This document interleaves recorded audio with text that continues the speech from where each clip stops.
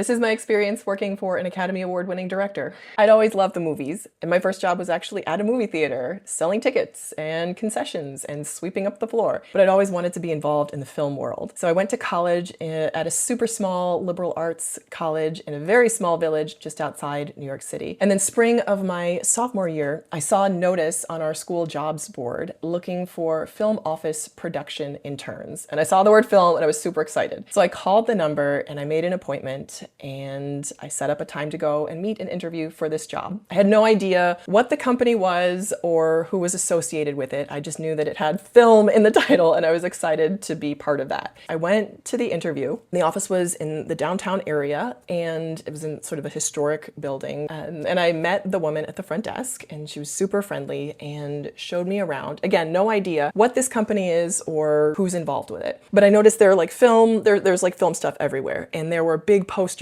for movies like The Philadelphia Story, and there's a giant full-life poster of the movie Beloved. So she's showing me around, chatting to me about my major and sort of my favorite movies and my work experience up to that point, which at that point was the movie theater, Bath and Body Works, and then waitressing in the summer. So those are my three big work experience items. And she seemed very, very sort of friendly and polite in that.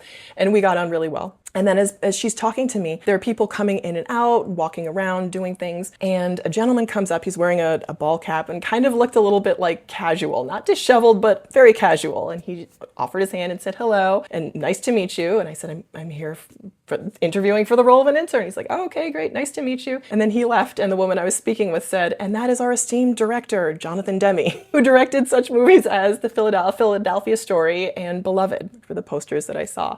He also won the Academy Award in 1992 for Best Director for the movie Silence of the Lambs, but there was almost no Silence of the Lambs signage or memorabilia in the office, and the Beloved poster was the first thing I saw when I walked in. So like I didn't react. I was just like, oh, okay, oh, that's great. Like, it was wonderful to meet him, and I look forward to working here. I'm really excited. And she was like, okay, we'll get back to you soon and set up a time to come back and get started. And I'm like, that's awesome. I left and immediately I was like trying to hold it in and not like react, but I'm like, called my mother right away and I was like, oh my gosh, you know that interview?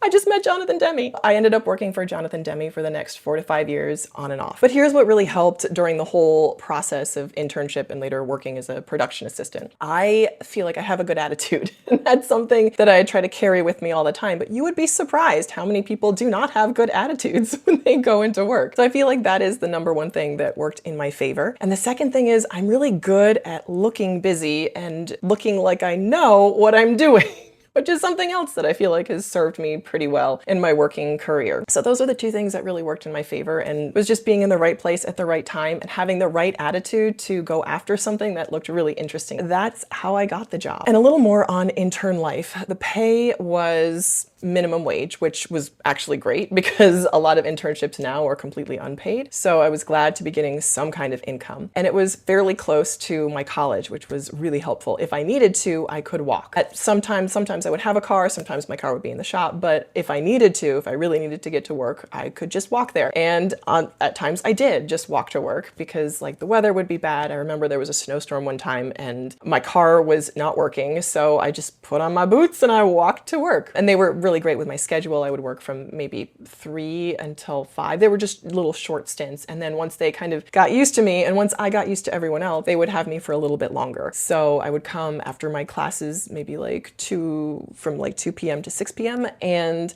the first thing I would do is I would get there, I would kind of check in with everyone and just be polite and friendly and easy to be around. Like standard intern duties are getting coffee, getting food, making sure if anyone needs copies, I would make a lot of copies. I would go to the post office, I would do all those sort of office tasks. And looking back, I really appreciate the production staff. They were, at that time, many of them had producer credits. It was just incredible being in that environment. And again, knowing how to be appropriate in an office environment and having the right attitude was, I think, my primary strength, and just making myself not obvious, but available if needed. So that was a lot. Those were my main duties. Although I remember at the time, there were two really exciting things. The first thing is it was just after Academy Awards season. So one of my first jobs on like my second day was to go through the Academy screener room. And that was an entire office room filled with VHS tapes that had been sent to Jonathan to watch for his consideration as a voting member of the Academy. And I had to go through and catalog them all and essentially get rid of them because he was done with them and they needed the space. So I ended up like hauling back giant bags of VHS tapes, being like, anyone want to watch a movie? When I got back to my college dorm, because they just gave them to me. Another of my tasks was when it came around to voting season, we'd always have to make extra copies of his voting ballot because he would lose it because he was a creative type and his desk was filled with sort of artfully curated piles of things and it would sometimes get lost. All the important papers would get lost amongst these piles of things. So those were my memories of the intern days. At the time that I was working in the office, they had just gotten back from shooting in Paris for The Truth About Charlie, and they were now in the post-production phase. So everyone was speaking in French and sort of answering calls from overseas, so that was very exciting to be in that atmosphere. And I got the opportunity as well to go and intern in the city while they were at the post-production facility, which at that time was Sound One. It was essentially the same thing. I would help coordinate coffee or food orders and make sure if anyone needed office supplies. I did a lot of runs to Staples.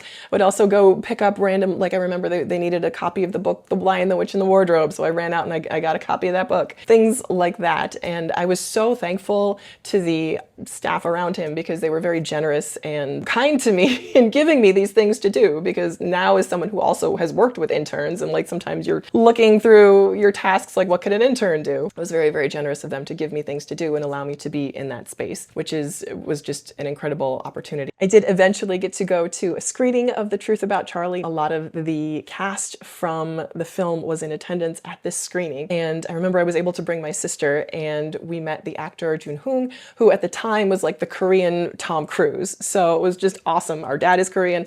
So it was really cool to meet him like decades ahead of the Korean New Wave and like pop and whatnot. So it was really cool to meet him and an awesome experience to go to that screening in the city. Fast forward to the next summer, I was offered the opportunity to interview for a role as a production assistant on the set of The Manchurian Candidate, which was super exciting for a summer job. And I remember going to the interview. It was in the production office in Tarrytown on Tuckahoe Road. And I interviewed with the unit production manager, Denise Pinkley, who was just amazing, very straightforward, no nonsense, amazing woman. And she was kind of asking me about my experience at that point. And she said, well, if you want it, the job's yours. The pay's $500 a week. Does that work for you? And I'm awesome. See you tomorrow. This was a very different environment because the production office was a film, an active working movie set. The thing with film hours is they are long. Up at 5 a.m. to get to the office by 6, and then you're there for a minimum of 12 hours. So you're there from 6 to 6, longer if the day goes longer. So you can expect at least 6 to 6, possibly 6 to 8 or 9 or 10. Looking useful and looking like you have something to do is the name of the game, because you can be standing around waiting for something to happen for 8 to 9 to 10 hours. And then it's like the last hour. There's like an hour in the middle of the day that's important. I was in the art department, so a lot of my jobs were making copies of blueprints. It was really interesting to work with the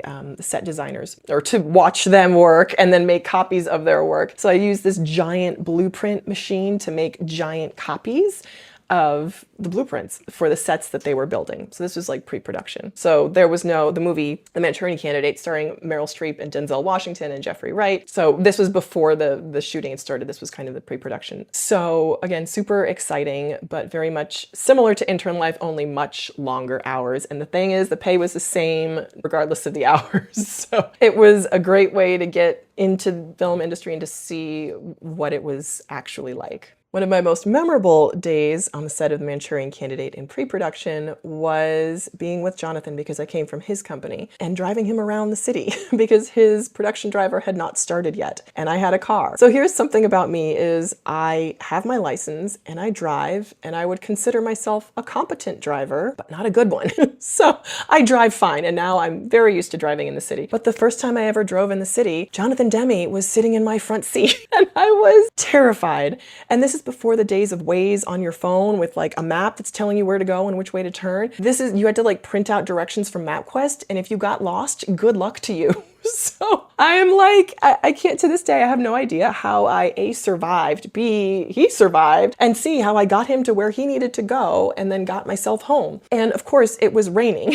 So I'm in a 1998 Subaru Legacy with a sunroof that is leaking. So it's raining, the sunroof is leaking on both of us. I have no idea where to go. It's Jonathan, and then Jonathan's assistant, because he had two assistants, so this is like the main assistant, in the back seat. And she says, as I'm like blindly trying to make turns, like no idea where to go, I'm just like guessing by the street numbers where we're going. And his assistant says in the back, Jonathan, your driver starts on Monday. And he very kindly said, oh, well, I like riding in the car with Christiana. I'm like, oh my goodness.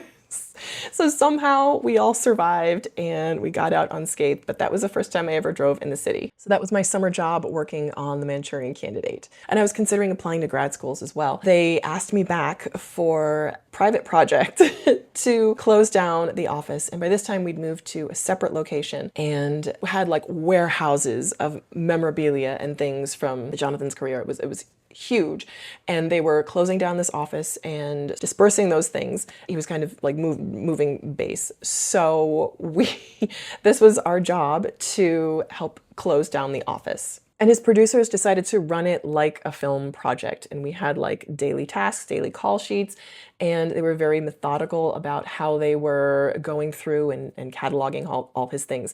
Because, I mean, the archive was enormous.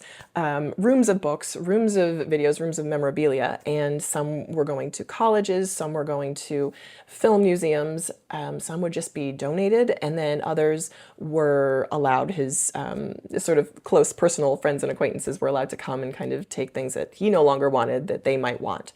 So we needed to keep track of all the things that were going where everything was going, because they were very concerned that he would be concerned about where something ultimately ended up. So there were lots of list making, lots of list keeping. And again, in this process as well, I feel like the skills that really served me were my attitude. And at this point, I feel like I had developed a work ethic, and that kind of was strengthened during that period, because there was a lot of time when you needed to be self-directed and say, okay, this needs to be done. You see this needs to be done. Why don't you do this? Why don't you look this up? Why don't you put this together? Why don't you do this? And not having people tell you to do that, but being, again, self-directed and knowing how to do that yourself.